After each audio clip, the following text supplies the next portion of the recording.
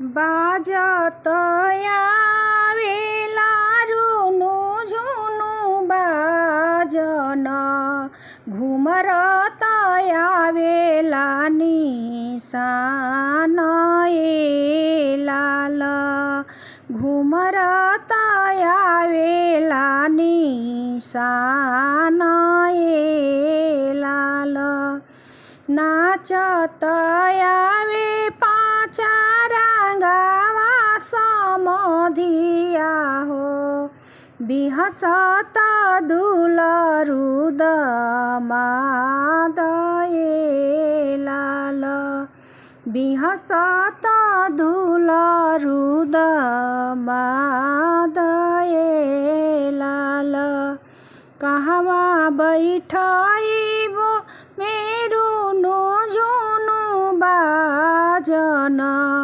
कहवा हनाइबो निशान ए लाल कहवा हनाइबो निशान ए लाल कहवा बैठाइबो पाचा रंगावा समधिया कहवा में दुलरुद माद ए लाल कहवा में दुलरुद माद ए लाल बगिए बैठाइबो में आजन बाजन कुरखेते हनाइबो निशान ए लाल कुरखेते हनाइबो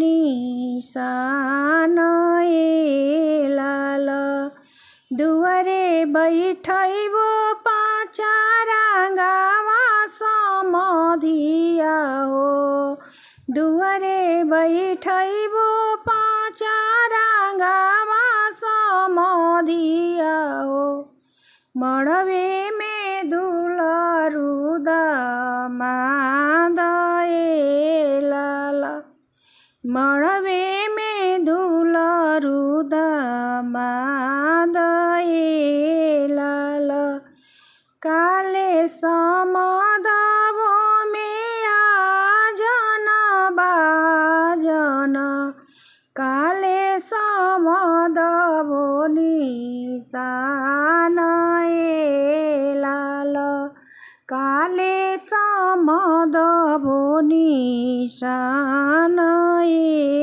लाल काले समदबो पाचा रंगावा समधिया हो काले में दुलरुद माद ए लाल काले में दुलरुद माद ए लाल दही देई समद बयाजन बाजन हो दूध देई समदबो निशान ए लाल दूध देई समदबो निशान ए लाल मान देई समदबो पाचा रंगावा समधिया हो मान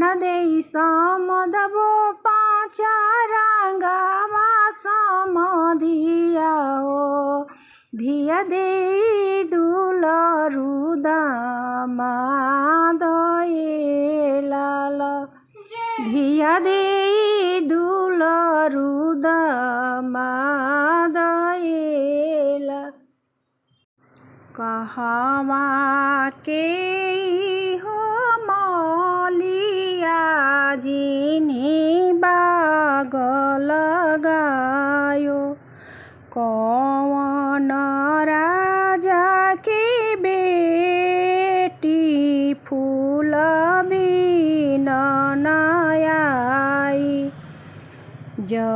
जनकपुरी के हो मौलिया जिन्हीं बाग जनक जी के इहो बेटी फूल बिन आयो। कहाँ के भला कोठिया जिन्हीं कोठा उठायो। कहाँ के भला तापसी चढ़ी ब्याहन आयो। कहाँ के भला तापसी चढ़ी ब्याहन आयो। जनकपुरी के भला कोठिया जिन्हीं कोठा उठायो। अवधपुरी के इहो तापसी चढ़ी ब्याहन आयो। अवधपुरी के इहो तापसी चढ़ी ब्याहन आयो। कोट नवे पर्वत नवे सिर नवे नानावाए। बाबुल के माथा जबहि नवे जब साजन आयो। बेटी हो सीता बेटी के कारण सिरया जुनवायो। बेटी हो सीता बेटी के कारण सिरया जुनवायो।